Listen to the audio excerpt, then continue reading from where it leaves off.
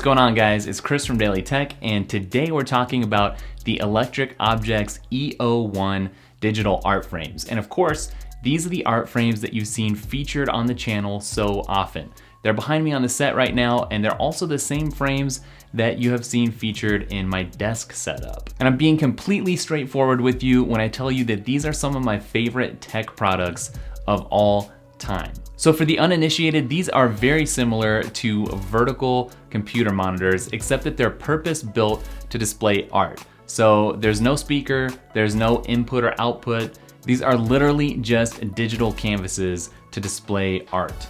Personally, I really love the look of the frames themselves, whether they're actually mounted on the wall using the included wall mount kit, or whether they're sitting on a flat surface using the included stand. No matter where you put them though, they really look awesome. Aside from the frame's look itself, the most important thing about any digital art frame is the amount of content that's available to you to display. And thankfully with the EO1s, there's already a pretty deep and impressive pool of content for you to curate. And seriously, it can be pretty addicting and fun choosing which art or animations or photos you want to display on these frames. And I know I've wasted way too much time doing exactly that. But that's because the mobile app makes finding new content super easy. And I really like how the Explore section is categorized, so no matter what you're looking for, it's gonna be easy to find, whether that's video art or digital art, cinemagraphs, animations, or just photographs, and the list goes on. And Electric Objects also has what they're calling the Art Club, which is where they commission exclusive art just for these frames, and that happens 2 to 3 times per week, which is really awesome. Now the thing with art obviously is that it's completely subjective, and so I probably end up liking about 1/4 of the content that's produced for the Art Club, but honestly that's still plenty for me to get totally excited about. I also really like the fact that you can upload your own art or photos right from the app, and it's pretty cool that you can grab content from places like Tumblr and get that on the frames really easily as well. Personally, I never really do that because I end up looking through what the community's been posting and just find some cool stuff there, which I can add to my playlists. And so playlists are actually one of my favorite features with these art frames. So you can put together a group of art or photos or animations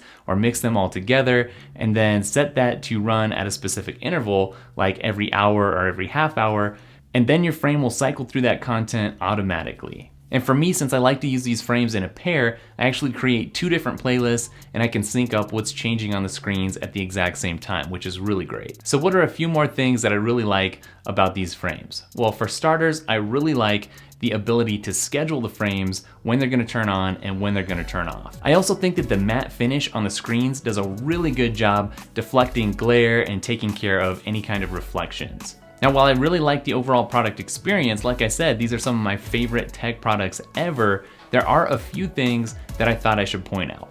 First off, the app performance is a little bit sporadic. It doesn't always handle art previews as well as it should. Sometimes things are static and you have to load them onto a frame before you can actually see what it looks like and what it's supposed to do.